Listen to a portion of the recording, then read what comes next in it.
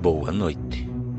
Entre meados de 1764 e 1767, os moradores da pequena província francesa de Gévaudan foram aterrorizados por uma horrível criatura lupina, que passou a ser conhecida como a Besta de Gévaudan.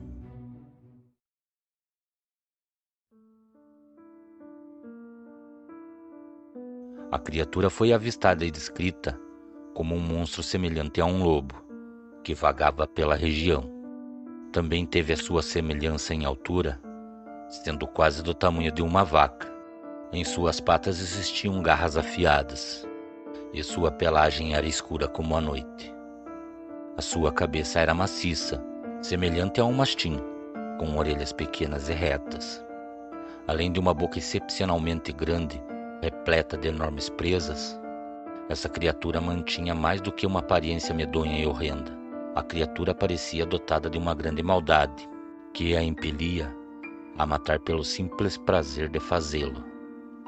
Teorias nos levam a acreditar que a Besta de Gévaudan tinha matado entre 60 ou 100 pessoas, dentre elas homens, mulheres e crianças, isto sem relatar as inúmeras pessoas feridas após receber o ataque da criatura.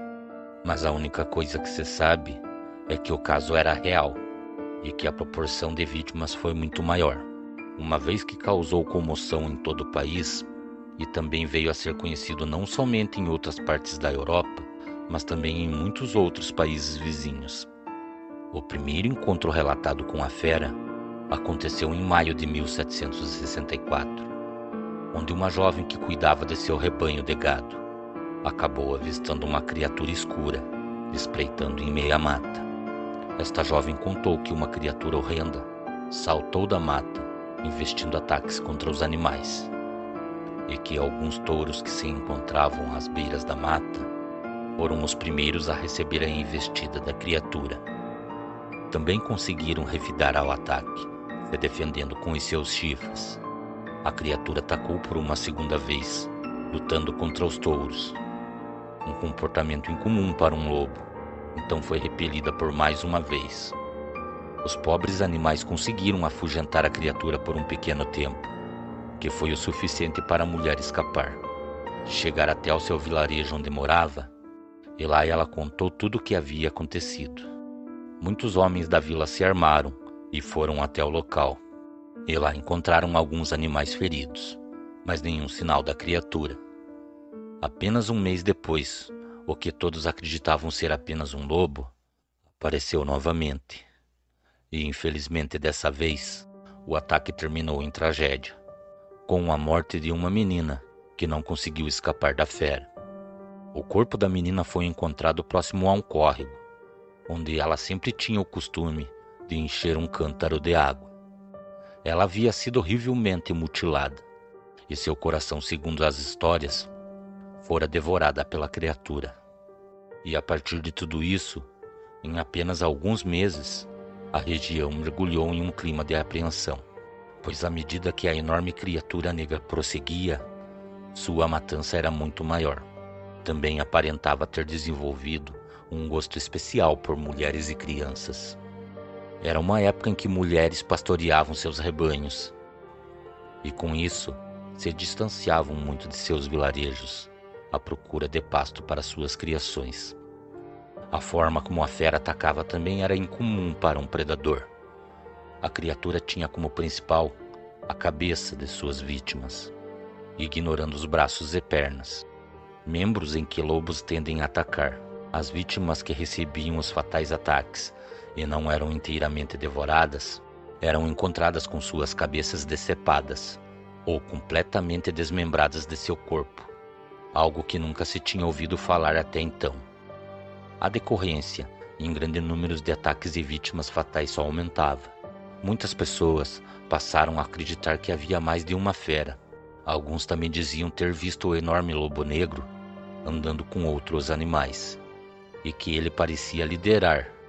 Os relatos se multiplicavam, e muitos relatavam ter visto um estranho homem, todo vestido em couro preto, e com a sua face encoberta. Diziam que esse homem apontava as pessoas que deveriam morrer, Então a criatura a obedecia. Para muitos, este homem visto ao lado da criatura era o próprio diabo. À medida em que a besta de Gévaudan continuava a matar sem piedade, algumas pessoas começaram a acreditar que suas ações eram completamente sobrenaturais, pois muitos caçadores ficavam sem resposta. Como uma criatura tão grande conseguia sumir por entre a mata, como fumaça? A criatura possuía grandes habilidades e sobrevivia a todas as tentativas de eliminá-la. E a criatura tinha um gosto peculiar por mulheres, e o fato dela as preferir parecia algo claramente sobrenatural. E com isso, todo o povo daquele vilarejo passou a acreditar que não estavam enfrentando um simples lobo, mas sim um loup-garou, ou como todos nós conhecemos, um lobisomem. Muitas medidas de segurança foram tomadas. Cercas foram levantadas ao redor do vilarejo e muitas tochas eram acesas durante a noite, com a intenção de manter a criatura afastada. Mas não havia sinal da fera diminuir a sua sede de sangue. Em outubro de 1764, 2 caçadores que se encontravam à espreita na floresta encontraram a besta, embrenhada por entre a mata, e abriram fogo. Foi relatado que a criatura estava a uma distância próxima de 10 passos. A criatura foi atingida quase a queima-roupa e também conseguiram derrubá-la. Mas antes que pudessem recarregar os mosquetes para uma segunda saraivada de balas, a criatura se ergueu e correu para a mata. Os caçadores juraram ter acertado a criatura, mas contaram que as balas não foram capazes de matar o loup-garou, que provavelmente era protegido por forças demoníacas. Uma vez sendo relatado a todos que moravam no vilarejo, foi organizado um pequeno grupo de caça, que depois de entrar na mata, encontraram facilmente os rastros de sangue adentrando o bosque. Diante da quantidade de rastros, todos os homens acreditavam que seria questão de tempo, até encontrarem a carcaça da fera em algum ponto da floresta. Inevitavelmente, os caçadores acabaram adentrando a parte mais profunda da mata, e infelizmente não demorou muito para se depararem com vários corpos de pessoas que até então se encontravam desaparecidas do vilarejo, mas nenhum sinal da fera responsável por aquele massacre. Foi então, no momento em que preparavam para retornar, que uma criatura enorme surgiu sorrateiramente por entre os arbustos, investindo contra os homens e fazendo mais 4 vítimas fatais. Os caçadores que conseguiram escapar do ataque contaram que dispararam inúmeras vezes, mas cada vez que a besta era baleada, ela se levantava e atacava novamente. Foi então que acharam melhor fugir sem olhar para trás. Depois disso, o pânico se instalou, não somente no vilarejo, mas em toda a região. As histórias sobre os ataques da fera se espalharam, carregadas por caçadores. Logo não havia um caçador na França que não tivesse ouvido falar da maligna besta de Gévaudan. Depois de vários boatos estarem se formando, muitos grupos de caça, compostos de vários homens que se encontravam a pé ou montados e também armados com mosquetes potentes, longas lanças de caça e mastim farejadores, o chefe da milícia local, o capitão Duramel, reuniu e organizou um pequeno grupo de voluntários, e até onde se sabe através de registros existentes, foram formados por 17 caçadores, montados a cavalo. Também mais de 40 mosquetes, que já se encontravam carregados e prontos para ser usados, e uma grande quantidade de cães de caça. Infelizmente, com tal mobilização entre os caçadores, todos os lobos que foram encontrados pelo caminho e viviam na região acabaram sendo abatidos.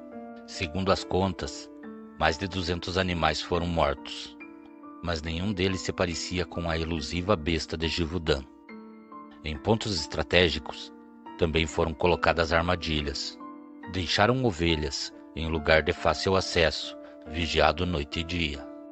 O desejo de abater a criatura era tão grande que levou alguns caçadores até mesmo a se vestirem com roupas de mulheres, para tentar atrair a fera. Mas nenhuma dessas estratégias teve êxito. Foi então que no mês de novembro, o grupo de caçadores formado por Duramel avistou a fera e passaram a persegui-la pela floresta. mas a perderam em uma área onde os cavalos não conseguiram adentrar. Devido à dificuldade que os cavalos tinham para adentrar a tal parte da mata, os caçadores decidiram continuar o caminho a pé, e depois de se encontrar com a enorme criatura em uma clareira, dispararam contra ela. Supostamente a alvejaram repetidas vezes, e mesmo depois que a fera recebeu uma grande saraivada de balas, a criatura conseguiu escapar para dentro do bosque. Os caçadores, acreditando que o animal não poderia sobreviver a todos os ferimentos, retornaram a Gévaudan, onde foram recebidos como heróis. Muitos dias se passaram, sem ouvir nenhuma notícia de avistamento ou rumores de ataques da fera. Foi então que no mês de dezembro, bem próximo do Natal, o vilarejo recebeu a infeliz notícia que uma mulher se encontrava desaparecida há alguns dias. Um grupo de busca foi formado entre os homens do vilarejo, e depois de adentrarem a mata, acabaram encontrando o que sobrou do seu corpo, terrivelmente mutilado em uma ravina. E com isso, os moradores cogitavam entre si que o pesadelo não tinha acabado.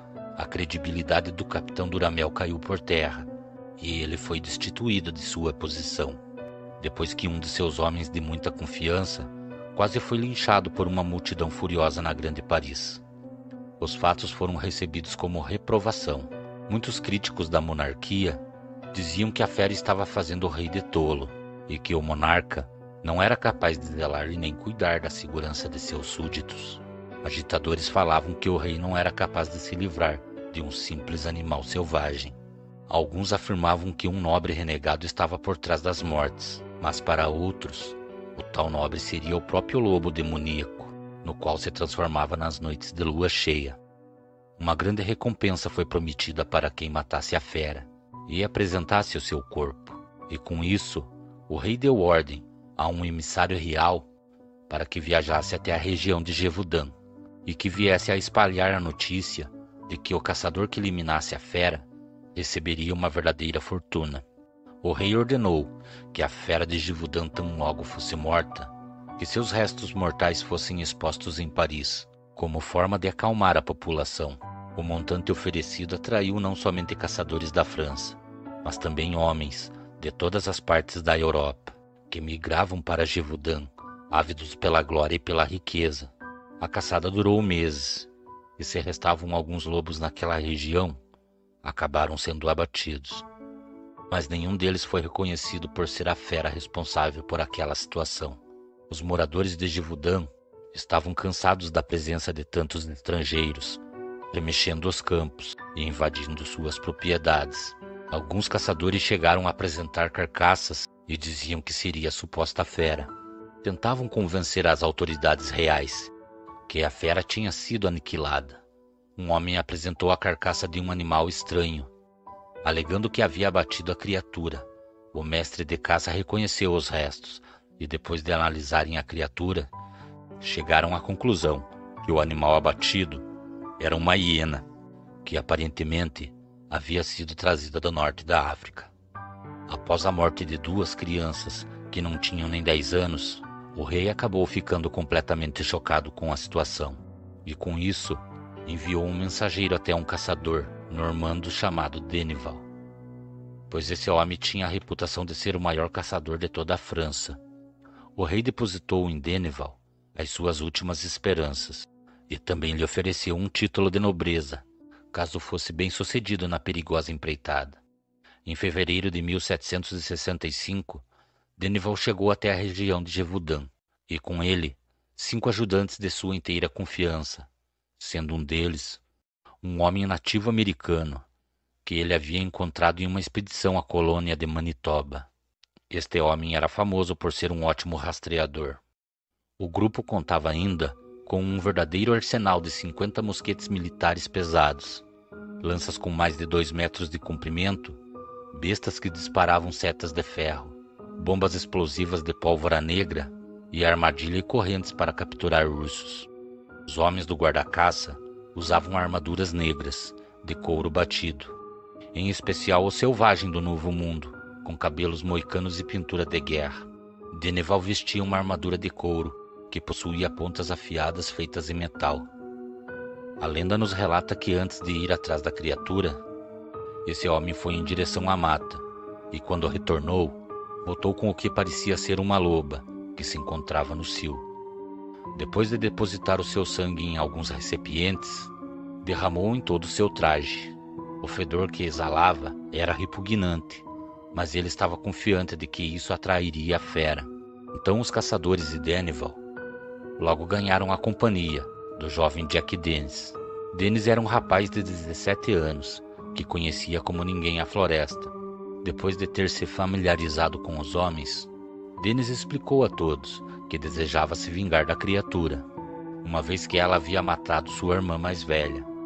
O rapaz havia testemunhado o terrível ataque e também visto a fera arrastar o corpo de sua irmã já sem vida para a floresta. O rapaz foi aceito e, junto com os caçadores, vasculharam cada canto da floresta. Dennival tinha planejado forçar a fera para que cada vez mais se aproximasse de Givaudan a fim de fazer o abate. Tudo corria de forma que o guarda-caças planejou. A fera foi coagida para a cidade.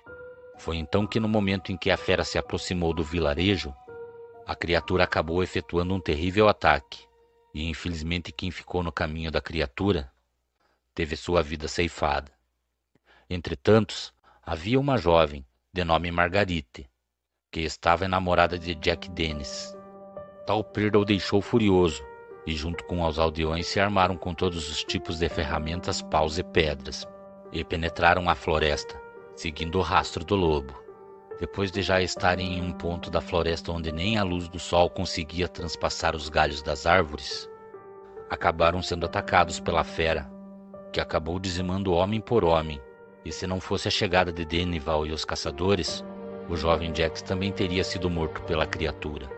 Diz a lenda que os cabelos do rapaz ficaram totalmente brancos e que ele pareceu envelhecer décadas em sua aparência. Pouco depois de todos serem atacados pela criatura, e também Dennival ter visto como mais de 12 pessoas foram mortas pela fera, ele acabou desistindo de continuar a caçada.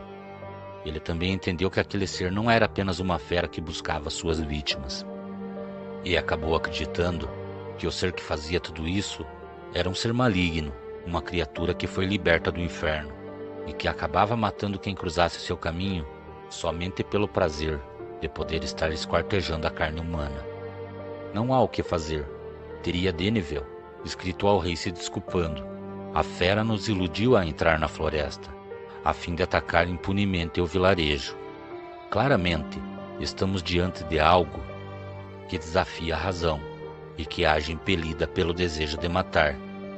Temo que nossa presença aqui apenas a torna mais selvagem e vingativa. Perturbados pela distância do guarda-caça, a maioria dos caçadores também partiram. E com isso, a criatura se sentiu livre para agir impunemente. A fera prosseguiu impiedosa, e não demorou muito para que mais uma vítima de seu feroz ataque fosse encontrado. Dessa vez foi um rapaz de 14 anos. O pobre menino foi encontrado totalmente desfigurado, e seu corpo se encontrava incompleto. Na mesma noite, uma segunda vítima foi feita pela criatura. Era uma mulher que por aqueles dias tinha dado à luz, e no momento do ataque, carregava em seus braços seu filho recém-nascido. Com tantos acontecimentos que vinham acontecendo, o rei ficou furioso com a carta do guarda-caça e ordenou que Dennival fosse trazido à sua presença. Dennival, temendo sofrer represária, acabou fugindo para outro país, assim desaparecendo da história. Um dos conselheiros de Luís XV indicou um homem para assumir o lugar do guarda-caça. Ele era um renomado taxidermista parisiense e já havia caçado todo tipo de presa na Europa e na África. Belterne chegou sem fazer estardalhaço e aparentemente fez muito pouco no início. Explorou a floresta, desenhou mapas e também assinalou neles aonde a besta tinha sido vista. Em uma de suas expedições, que fazia para reconhecer possíveis hábitos da criatura, encontrou com o nativo de Manitoba, que ficou para trás após a desistência de Dennival. O homem, que passou a ser chamado de Manny, ofereceu suas habilidades como rastreador. Foi então que, em 21 de setembro Belterne organizou um grupo de caça, formado por 40 caçadores locais e uma dúzia dos melhores cães farejadores. Os homens então se concentraram em uma área rochosa e isolada, repleta de ravinas, próximo ao vilarejo de Pommier. Parecia lógico para o taxidermista que o lobo usava esse lugar, cheio de cavernas como covil, e poderia lhe proporcionar um bom esconderijo e dispor de água potável. O plano era levar a caçada até um lugar em que a fera se sentisse segura e onde ela não esperava ser confrontada. Logo que chegaram ao local, os cães captaram um cheiro e começaram a latir como loucos. Não demorou muito para a besta emergir de uma caverna. Um dos homens deu o alerta e, em seguida, Belterne disparou com o seu mosquete, acertando em cheio o dorso da fera. A criatura ainda saltou, derrubando um dos homens, mas imediatamente os outros abriram fogo, crivando o loup-garou com tiros certeiros. Um dos caçadores teria atirado e arrancado o olho esquerdo da criatura, e o projétil teria se alojado no crânio da fera. A criatura tão logo recebeu a forte saraivada de balas, ganiu e caiu morta. Isso era o que todos pensavam. Enquanto os homens comemoravam, acreditando que tinham exterminado a famigerada besta de Gévaudan, não notaram que a criatura se movimentava devagar. De repente se ergueu e investiu novamente com uma ferocidade sobrenatural. Uma segunda saraivada de balas foi disparada, e finalmente a fera acabou tombando por terra. O golpe final foi desferido por Manny, armado com uma afiada machadinha. Saltou sobre a fera. Sua arma caiu pesadamente, despedaçando o crânio da besta. Então os homens se colocaram a golpear a carcaça, com baionetas e lanças compridas, até reduzi-la a uma coisa grotesca e sanguinolenta. Então os caçadores amarraram o que havia restado da fera em um estrado e a arrastaram até Pommier. Belterne examinou cuidadosamente os restos da fera e tentou preservar a criatura a fim de levá-la até o rei. Mas apesar de seus esforços, a carcaça havia recebido muitos danos durante a caçada. Tudo que ele conseguiu salvar foram as orelhas, os dentes e o rabo. Todo o resto foi queimado e enterrado nos arredores do vilarejo de Gévaudan. Por mais de um ano, as coisas ficaram tranquilas em Gévaudan e a vida foi voltando ao normal. Então, na primavera de 1767, as mortes reiniciaram. 2 crianças haviam desaparecido e o corpo de uma mulher sem a cabeça foi achado em um descampado. Belterne foi chamado para retornar a Gévaudan, mas ele afirmou que aquelas mortes não eram o trabalho de nenhuma criatura, e sim de um maníaco. Em 19 de junho do mesmo ano, um nobre local organizou a maior caravana já vista para encontrar o rastro do animal. Mais de 300 homens a pé e montados vasculharam cada centímetro do bosque e nada foi encontrado. Na época, um homem misterioso, chamado Jean Chastel, passava pela região. Ele era um conhecido de Jack Dennis e se ofereceu para exterminar a fera. Ao contrário dos outros, ele não era um caçador experiente, mas sim um especialista em folclore e superstições. Chastel afirmava que o responsável pela nova onda de mortes não era um simples lobo, mas uma besta sanguinária que se encontrava aprisionada no corpo de um homem. A luz da lua fazia com que a fera no interior do ocupado viesse à tona, com o incontrolável desejo de matar. O espírito do lobo de Gévaudan havia contaminado esse homem, o transformando em um assassino. Ele era um loup-garou. O especialista conseguiu convencer as pessoas de Gévaudan a doar objetos de prata e, quando tinha o suficiente, mandou derreter tudo, a fim de reproduzir projéteis que foram abençoados pelo padre local. O plano de Chastel era atrair o lobisomem para os limites do bosque. Ele preparou o lugar cuidadosamente e, acompanhado de Dennis, recitou uma série de orações. Na alta madrugada, os dois perceberam um movimento na mata e ficaram alerta. Foi então que, de repente, uma besta em forma de lobo saiu sorrateiramente da floresta e avançou na direção dos dois. Chastel disparou com a sua pistola, e os projéteis de prata pura vararam o corpo da besta, que caiu fulminada. O monstro foi estripado, e dentro dele encontrou-se os restos de uma criança que havia desaparecido na véspera. A besta foi embalsamada e levada de cidade em cidade para que as pessoas pudessem vê-la, em troca de uma pequena contribuição, é claro. Infelizmente para a ciência moderna, os métodos de preservação da época não eram bons o bastante, e o que restou da fera acabou chegando até Paris em um estado deplorável. O fedor incomodou o rei de tal forma que ele ordenou que os restos fossem levados de sua presença imediatamente. Havia informações contraditórias a respeito do que aconteceu com a besta.